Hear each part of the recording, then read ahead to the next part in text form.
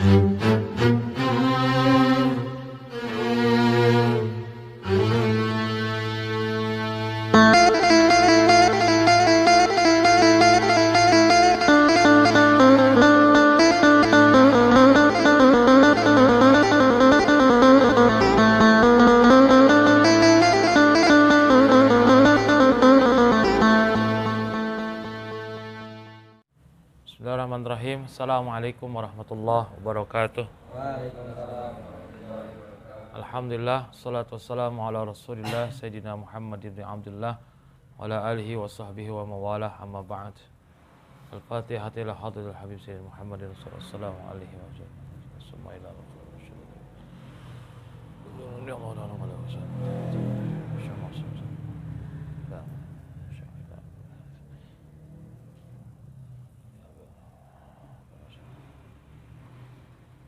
Al-Fatihah.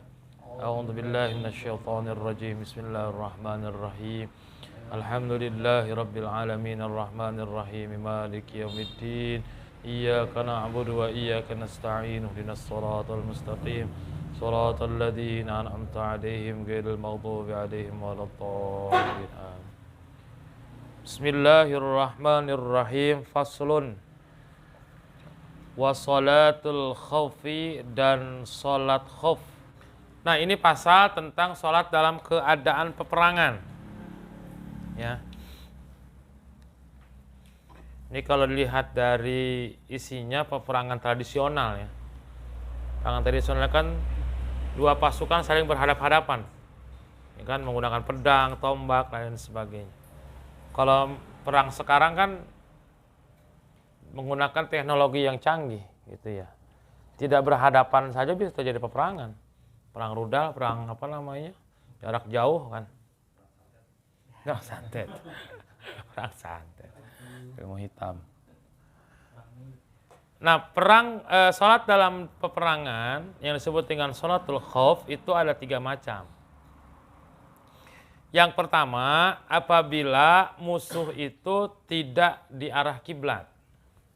Kalau kita kiblat kan di arah barat, ini musuh ada di selatan, di utara, atau di timur.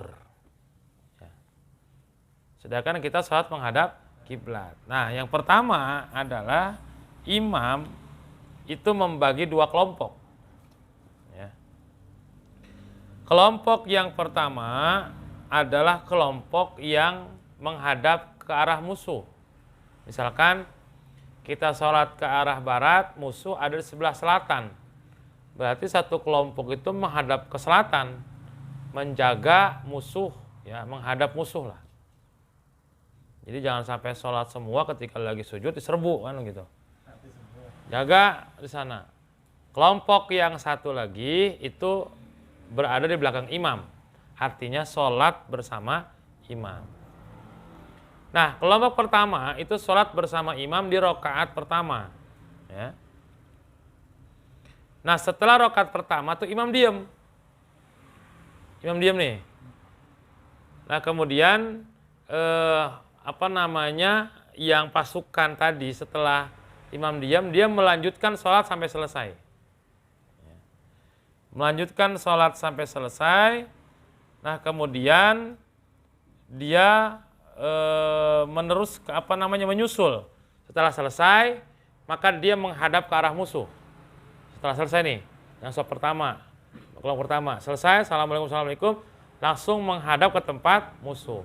Nah, yang tadi menghadap ke tempat musuh, lalu berada di belakang imam, gantian, tukeran. Ya. Sholat dulu 1 rakaat. Setelah 1 rakaat, kalau 4 berarti 2-2 kan begitu. Jadi kalau 4 rakaat, 2 rakaat imam duduk, tahiyat awal, selesai tahiyat, yang kelompok pertama menyelesaikan sampai akhir, lalu bergantian. Nah, kelompok yang kedua sholat dulu tuh 2 rakaat sampai tahiyat awal, nanti bareng imam 2 rakaat keduanya. Ya. Wa yusallimu biha, kemudian salam bersama dengan imam. Jadi begitu. Ya. Ini kelompok yang pertama. Kalau misalkan musuh ada di selain arah kiblat. Jadi 2 kelompok. Kelompok pertama bersama imam, jadi imam yang lama sholat ini. Karena 2 kelompok. Kelompok yang kedua, apabila musuh itu ada di hadapan kiblat. Jadi sholat itu menghadap kiblat, tapi menghadapi musuh juga. Di depan musuh. Karena kiblat, maka imam membagi 2 shaf. Ya. Shaf pertama dan shaf kedua. Nah yang pertama ini mereka takbiratul bareng nih. Allahu Akbar bareng semua. Nah ketika imam ruku, maka shaf yang pertama dulu ruku bersama imam. Sampai sujud. Yang shaf kedua diam tuh. Ya, diam. Nah ketika imam udah naik lagi sama shaf pertama, maka yang shaf kedua ruku. Sujud. Sampai naik lagi. Begitu seterusnya. Ya, ganti-gantian sampai nanti akhirnya salam bersama dengan imam. Jadi ganti-gantian, nggak bareng semua. Coba kalau bareng semua lagi sujud diserbu, ya kan? Nah ini ketika musuh maju, maka yang menjaga, yang shaf yang diri ini yang nanti akan menjaga. Apa bahasanya? Ke dalam peperangan itu? Bukan kamuflase, kalau kamuflase nggak kelihatan. Membentengi. Jadi misalkan ada musuh yang itu dibentengi oleh kelompok yang berdiri. Nah yang ketiga nih yang disebut dengan syiddatul khauf. Salat dalam peperangan yang berkecamuk. Jadi, kalau zaman dulu itu sudah pakai pedang sambil sholat. Ya. Fayusolli kaifa amkanahu. Dia sholat sebisanya. Berarti kan kalau udah syiddatul khauf gitu udah gak pakai ruku, gak pakai sujud lagi, udah pakai isyarat. Ya kalau pakai ruku sujud lah dipenggal orang musuh. Ya kan? Rakiban rajulan au rakiban. Dia dalam berjalan kek, dalam berkendaraan kek, apa bisa jadi dalam megang pedang, ya kan? Sambil perang, itu sambil sholat. Namanya syiddatul khauf. Jadi udah enggak tentu arah lagi udah. Mau sholat gimana keadaannya. Nah ini menandakan bahwa betapa pentingnya sholat. Dalam keadaan perang pun sholat tetap sholat gitu. Saking wajibnya sholat. Sampai dalam keadaan perang yang sedang berkecamuk kita tetap sholat. Cuman bedanya tidak seperti sholat dalam keadaan normal. Kalau perang saja dalam berkecamuk perang kita wajib sholat, apalagi dalam keadaan normal, ya luar biasa, saking pentingnya sholat, sampai diatur sedemikian rupa. Nah bisa jadi kalau sekarang sholat atau peperangan modern saat ini, ya akan banyak cara, walaupun 3 cara ini yang menjadi patokan gitu. Entah dibagi beberapa kelompok karena sekarang kan kalau perang sekarang kan nggak semuanya di medan perang ya. Ada yang di belakang layar misalkan pakai radar kan begitu. Ada yang berjaga dengan apa sih namanya kalau buat rudal itu. Ada mortar yang kotak itu kan yang modern lah pokoknya perang sekarang itu. Ya. Pakai GPS. Pokoknya ada bagian-bagian masing-masing, ada artileri, ada infanteri, kan ada zeni kan begitu bagiannya masing-masing. Nah ini juga nanti akan ada modifikasi dalam pelaksanaan sholatnya, gitu. Apakah nanti dibagi dalam beberapa kelompok atau seperti apa? Yang pasti bahwa ini 3 metode ini yang menjadi patokan. Jadi imam itu nanti akan memimpin sholat dalam kondisi tersebut. Nah sekarang kalau seumpama pasukan terpecah-pecah kan berarti kan sholatnya gantian. Misalkan bagian sono infanteri, misalkan kavaleri dan seterusnya, itu sholatnya masing-masing. Kalau dulu sholat masih bisa di medan perang jamaah. Nah sekarang sholat bisa ada yang di atas tank, ya kan? Ada yang di atas apa gitu, sniper. Yang penting sholat kan begitu. Kalau sniper kan nggak bisa sholat berdiri, ini ketahuan. Ini kan strategi-strategi. Jadi ada modifikasi dalam pelaksanaan. Intinya sebenarnya dalam modifikasi ini kan ranahnya nanti fikih yang berasal dari usul fik gitu ya, yang kemudian diambil dalam praktek fikihnya seperti apa. Tapi prinsipnya dari semua itu adalah tentang wajibnya melaksanakan sholat. Pentingnya sholat itu begini. Sampai perang aja kudu sholat gitu. Sampai perang aja kudu sholat. Nah nanti di akhir zaman dalam keterangan itu dukhon, itu nanti pun dukhon akan menyerang bumi, yang kemudian seluruh peralatan yang menggunakan magnet atau besi itu tidak akan berfungsi. Pesawat nggak akan berfungsi yang menggunakan teknologi. Senjata pun juga tidak berfungsi. Dan peperangan akan kembali ke zaman tradisional. Dan ternyata sudah diprediksi dalam ilmu astronomi, itu dukhon itu adalah badai matahari. Ya. Pernah terjadi badai matahari dan dalam waktu kapan gitu ya saya baca itu, yang nanti akan menghentikan internet. Jadi internet itu nanti nggak bakal berfungsi. Karena menggunakan apa sih bahasa elektromagnetik, sinyal atau apalah bahasanya, pokoknya akibat badai matahari itu internet itu tidak akan berfungsi. Bisa jadi. Ini kan prediksi ilmuwan astronomi tentang kejadian yang akan menimpa bumi karena badai matahari. Nah kan banyak tuh baca cerita. Nah, badai matahari itu nanti banyak efeknya terhadap bumi. Yang baru disampaikan itu adalah bahwa sinyal internet itu tidak berfungsi karena badai itu kemudian yang menggunakan elektromagnetik dan seterusnya tidak akan berfungsi. Dan ini sudah berdasarkan ilmu astronomi itu bakal menimpa bumi gitu. Kalau di Islam sudah ada dukhon, namanya surah ad-dukhon kan. Jadi kalau dalam ceritanya itu saya cerita itu begini. Jadi itu akan dukhon itu akan menyerang bumi. Orang yang beriman itu hanya mengalami sakit ringan. Cuman pilek lah, cuman batuk lah, cuman ringan lah pokoknya. Tapi orang-orang kafir, orang non-muslim, mereka akan mengalami penyakit yang parah. Bahkan ada satu analisis yang pernah saya baca dalam buku Armageddon itu, akibat dari dukhon tersebut kemudian muncullah Dajjal. Dajjal itu kata tulisan itu ya, analisis. Tadinya wajahnya ganteng, pemimpin dunia lah, wajahnya ganteng. Karena dukhon tersebut kemudian mukanya menjadi rusak. Lumer, jadi kayak gitu, matanya tinggal satu. Cuman gambaran di sana tuh bukan mata-mata di tengah-tengah jidat, mata kirinya. Yang mata kanannya itu rusak, tidak berfungsi. Itu prediksi. Ya. Sehingga orang-orang kafir itu nanti akan mengalami sakit kulit, gangguan dan sebagainya sampai kepada kematian.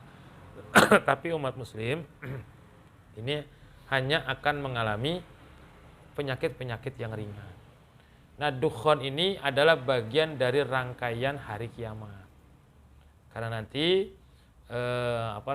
fungsi elektromagnet dan sebagainya itu akan menjadi tradisional, perang akan pakai pedang lagi dan seterusnya. Makanya sekarang banyak prediksi ini yang membuat kaum muslimin banyak yang latihan kuda, panah-panahan gitu ya. Padahal emang ini hadis Nabi bukan berdasarkan dukhon. Jadi hadis Nabi itu dalam olahraga memang yang dianjurkan itu berenang, berkuda dan panah. Karena ketiganya itu memiliki manfaat buat tubuh kita. Kayak panah kan melatih fokus dalam satu ini. Melatih kita untuk fokus gitu kan. Kalau berkuda juga melatih kita untuk bisa mengendalikan sesuatu, berhati-hati. Berenang kan latihan kita untuk ketahanan tubuh. Fisik. Jadi 3 olahraga ini yang dianjurkan oleh Nabi. Nah, memang manfaatnya ketika terjadi dukhon itu nanti akan ada teknik buat kita. Panah itu katanya gampang loh, kalau kita praktikkan agak susah kalau bukan latihan terus menerus.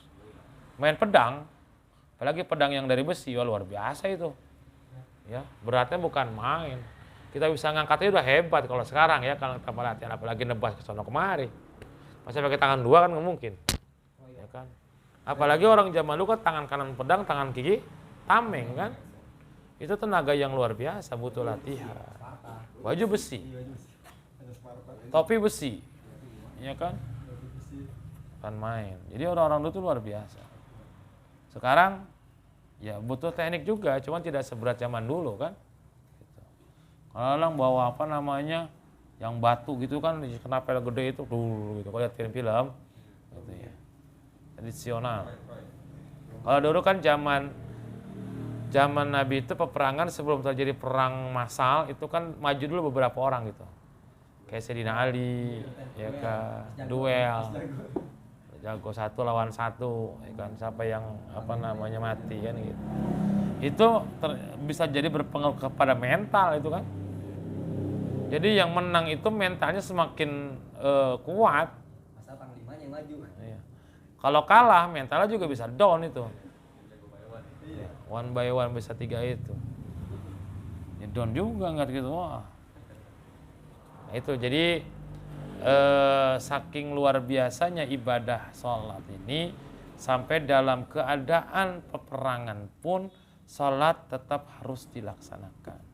Makanya jangan sampai kita meninggalkan sholat apalagi dalam keadaan normal ya. Artinya dalam keadaan tenang, dalam keadaan bukan kondisi peperangan, kondisi yang nyaman sekarang ya. Karena nanti itulah yang akan menyebabkan di akhirat nanti seperti apa amal kebaikan kita ya tergantung bagaimana sholatnya kita. Kalau sholatnya baik maka imbasnya yang lain juga bakal ikut baik kan. Kalau sholatnya rusak maka yang lain juga bakal ikut rusak. Gitu kan. Ya logikanya sholat saja yang dia bisa jaga dengan konsisten, maka bisa dipastikan dia itu bisa menjaga amal yang lain. Kalau dia sholat terjaga maka puasa pun juga akan dia laksanakan begitu. Maka haji atau umroh dia akan selalu rindukan untuk bisa melaksanakan itu. Nah, orang yang kagak pernah sholat, nggak sholat, akibat ya sholat aja kagak, lagi puasa. Kalaupun puasa Ramadan paling awal-awal doang. Nah, gitu. Kenapa? Karena ketahanan dalam ibadahnya itu tidak punya pengalaman, sekaligus juga tidak terdorong untuk melakukan ibadah. Coba bedakan dengan orang yang rajin sholat dengan orang yang nggak pernah sholat. Orang yang rajin sholat itu akan ada dorongan dengan ibadah-ibadah yang lain. Entah itu puasanya, entah itu kemudian zakat ataupun lainnya. Tapi orang yang nggak pernah sholat, itu akan berakibat ngaruh kepada yang lain. Puasa belum tentu kuat. Kalaupun dia puasa maksain, tapi bukan karena ibadah. Biar kebal misalkan. Ada ritual itu. Nah makanya sholat dulu deh benerin. Kalau sholat sudah benar, baru nanti akan berakibat ibadah-ibadah lain juga akan ke bawah benar. Makanya kan sholat yang pertama perintahkan ketika Nabi masih di Mekah itu diantaranya yang utama adalah perintah melaksanakan ibadah sholat dan sholat mi'raj. Baru kemudian ada perintah puasa, kemudian ada perintah haji dan seterusnya. Dan rangkaian di bulan-bulan terjadinya itu pun seolah-olah berurutan. Rajab, Isra Mi'raj kan, sholat. Habis Isra Mi'raj kemudian puasa Ramadan sekaligus zakat.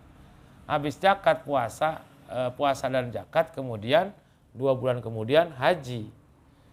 Jadi ini urutannya.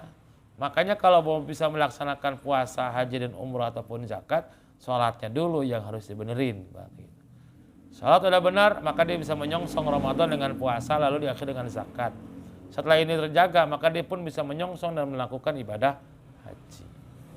Makanya sekali lagi, sholat adalah ibadah yang paling utama. Sholat wajib itu adalah ibadah wajib yang paling utama di antara ibadah-ibadah wajib lainnya. Dan sholat sunnahnya itu adalah ibadah sunnah yang paling utama di antara ibadah-ibadah sunnah yang lainnya. Ya, wallahu a'lam bishawab. Al-Fatihah. A'udzu billahi minasyaitonir rajim. Bismillahirrahmanirrahim. Alhamdulillahirabbil alamin arrahmanir rahim maliki yaumiddin. Iyyaka na'budu wa iyyaka nasta'in. Ihdinas siratal mustaqim. Siratal ladzina an'amta 'alaihim ghairil maghdubi 'alaihim waladdallin. Assalamualaikum warahmatullahi wabarakatuh.